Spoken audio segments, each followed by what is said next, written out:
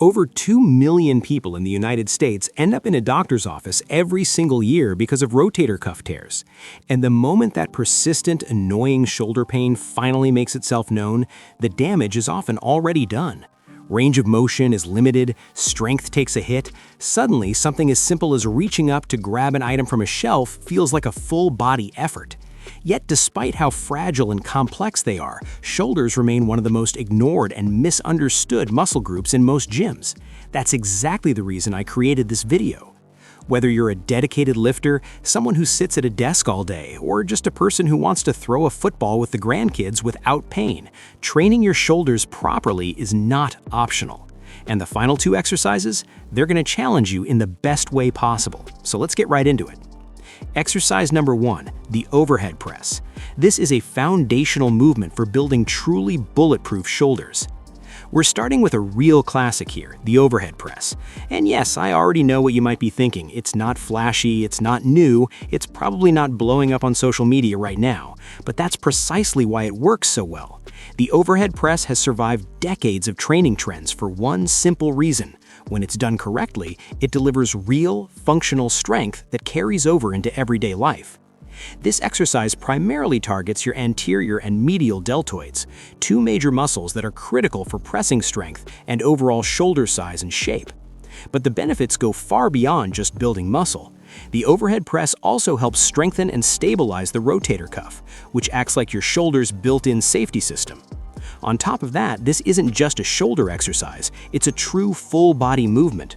From the moment you lift the weight, your entire body has to work together, creating tension and stability from your feet all the way up to your hands. That said, there's a big problem. Most people are doing this lift incorrectly, and not just slightly off, dangerously wrong. One of the most common mistakes I see, especially in crowded gyms or among casual lifters, is turning the overhead press into a lower back-driven movement. Here's what that usually looks like. Someone unracks the bar, flares their ribs, arches their lower back aggressively like they're bracing for a car crash, and then launches the weight overhead using momentum instead of controlled strength. The outcome? Excess stress on the lumbar spine, poor shoulder positioning, and a lift that leaks power at nearly every joint involved. If your lower back is doing most of the work, then your shoulders aren't doing their job at all, and that completely defeats the purpose of the exercise. Even worse, repeatedly pressing like this puts you at serious risk for long-term spinal issues, so let's fix it the right way. Before the bar ever leaves your collarbone, slightly tuck your pelvis and squeeze your glutes, as if you're bracing to take a punch to the stomach. This small adjustment instantly locks your core into place and removes that excessive lower back arch. From there, press the bar straight up overhead while keeping your spine neutral and your core tight. Think about creating a strong vertical stack. Your wrists, elbows, shoulders, hips, knees, and ankles should all line up in one straight, stable column from the ground to the ceiling. This stacked position doesn't just protect your spine, it allows force to travel efficiently through your body, meaning you can generate more power with less strain.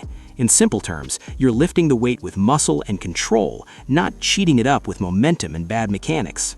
When performed properly, the overhead press becomes a demanding full-body challenge, and your shoulders will repay you with greater strength, durability, and long-term joint health. It may not be the most exciting lift in the gym, but it's easily one of the most important. Don't skip it, and whatever you do, don't butcher it. Exercise number 2, lateral raises.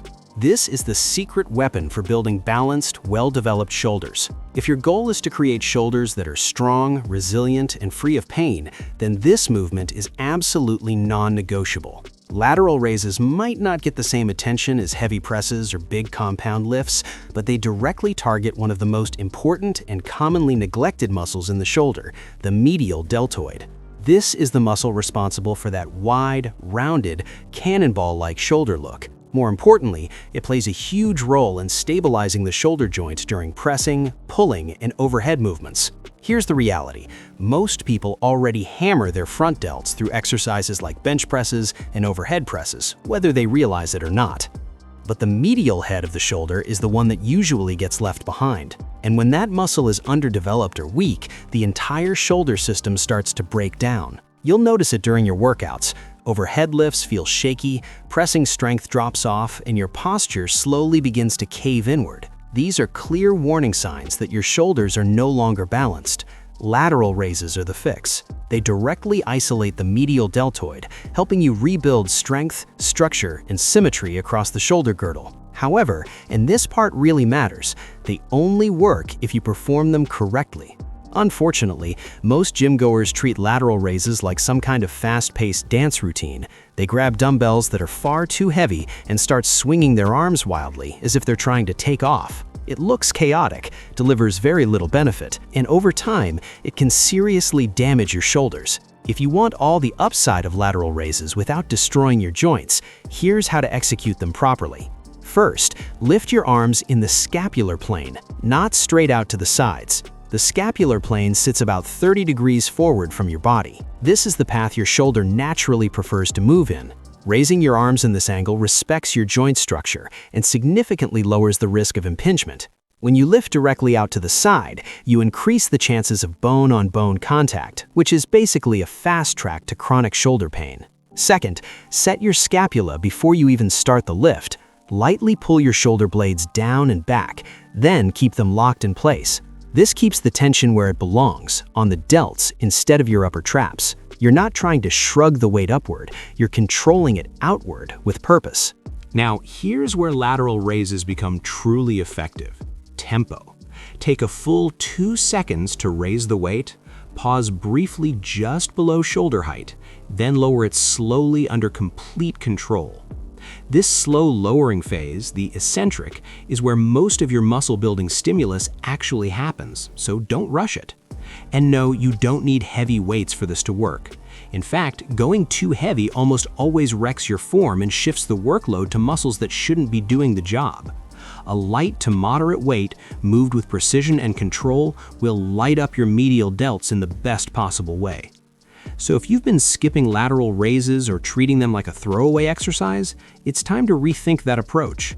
They may look simple, but when executed properly, lateral raises are one of the most effective tools for building shoulders that are strong, stable, and visually impressive. Exercise number 3, front raises. It's time to regain control over your overworked front delts. Let's talk about front raises, an exercise nearly everyone includes in their routine, yet very few actually perform correctly. The reason is simple. Your front delts, also known as the anterior deltoids, are already doing a ton of work. They're heavily involved in pressing movements, carrying loads, and even everyday activities like sitting with poor posture. But here's the important distinction. Being constantly used doesn't automatically mean being truly strong. In reality, many people lack proper isolated strength in their front delts, and that creates a serious problem. Weak or unstable anterior deltoids can limit your overhead strength, pull your shoulders forward into that familiar rounded posture, and even contribute to persistent neck tension that often gets blamed on stress. For adults over 50 especially, fatigued front delts are one of the earliest indicators of postural decline. That forward hunch, it often starts right here. When done correctly, front raises help rebuild focused strength in those overworked muscles. They also restore balance to the shoulder by counteracting years of excessive pressing and poor movement habits. Even more importantly, they retrain the exact movement patterns you rely on in everyday life, reaching forward, bracing, and lifting objects in front of your body with control and stability. If you want to do front raises the right way, here's a pro tip I personally swear by. Ditch the dumbbells and use a weight plate instead. As you lift, keep your thumbs slightly higher than your pinkies.